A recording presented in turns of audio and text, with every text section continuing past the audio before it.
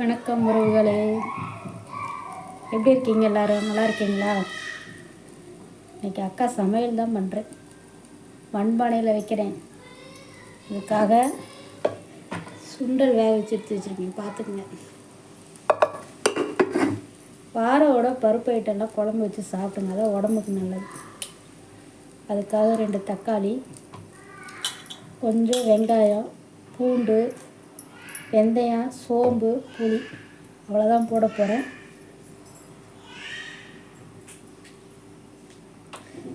அப்புறம் நம்ம தமிழ்நாடு அரசு கொடுக்குற பாமாயில் வெண்ணெய் தான் நான் குழம்பு வைக்க போகிறேன். இன்றைக்கி ஒன்றும் பண்ணாது, உயிருக்கெல்லாம் ஒன்றும் ஆபத்து வராது. முட்டி தான் வலிக்குது அப்பப்போ. நான் நல்லெண்ணெய் தான் யூஸ் பண்ணுவேன். இன்றைக்கி எண்ணெய் தீர்ந்ததுனால இந்த எண்ணெய் யூஸ் பண்ணுறேன். இப்போ நம்ம எல்லாம் வணக்கி எடுத்துக்கலாமா?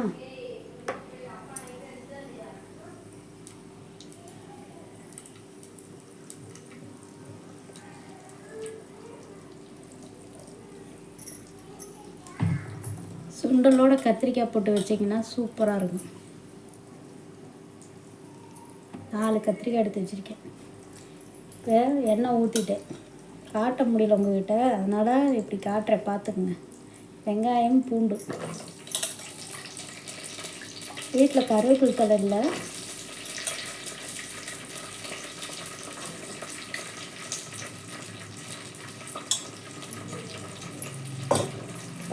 தக்காளி வெட்டி அதையும் சேர்த்துக்கலாம். நடுவில் இருக்கிறத வெட்டி இருந்துக்கணும், ஸ்டோன் வருதுங்கிறாங்க.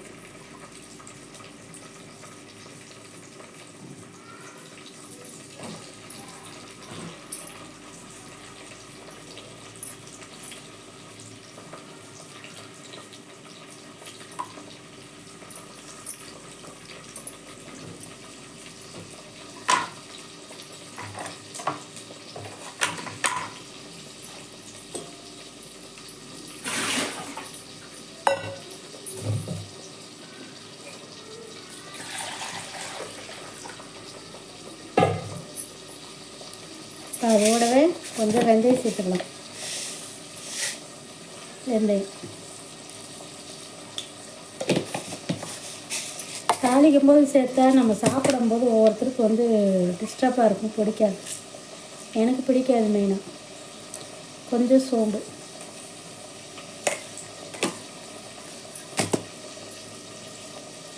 இவ்வளோதான், புளி, எல்லாத்தையும் வணக்கி அரைச்சிடலாம். சரியா? அதுக்குள்ளே கத்திரிக்காயை வெட்டி எடுத்துக்கிறேன். வெங்காயத்தை வணக்கி அரைச்சி எடுத்துகிட்டு வந்தேன். இப்போ பாருங்கள், இதில் வெங்காயம், தக்காளி, குழம்பு பொடி, தேங்காய் கொஞ்சம் சேர்த்திருக்கேன். சரிங்களா? இப்போ தாளித்து விட்டுக்கலாம். பாருங்கள், அதே எண்ணெய் தான் நான் சேர்த்துறேன். எண்ணெய் மாற்றி சேர்த்துல.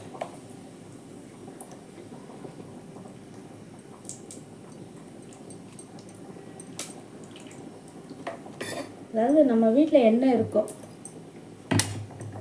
கொஞ்சமாக இருந்து சாப்பிட்டாலும் நம்ம வீட்டில் எண்ணெய் இருக்கோ அதை வச்சு சாப்பிட்டு பழகணும். ஆடம்பரத்துக்கு ஆசைப்பட்டால் தெருவில் தான் பிச்சை எடுக்கணும். நமக்கு இது தேவையா? நம்மளால் என்ன முடியுதோ அதைத்தான் வாழணும். நிறைய பெண்கள் ஆடம்பரத்துக்கு போகாதீங்க. புருஷன் 10,000 சம்பாதிக்கிறாரா, அந்த 10,000த்துக்குள்ளே செலவு பண்ண பழகிக்கிங்க.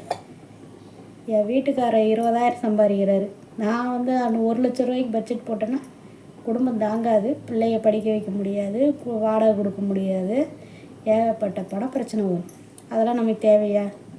என்ன இருக்கோ அதை வச்சு வாழ பழகிக்கணும். அதில் தான் அவங்க வாழ்க்கை இருக்குது. இப்போ கத்திரிக்காய் வெட்டி வச்சுருக்கேன். நான் தாளிச்சு விட்டுட்டு இதை அரைச்சிக்கிறேன்.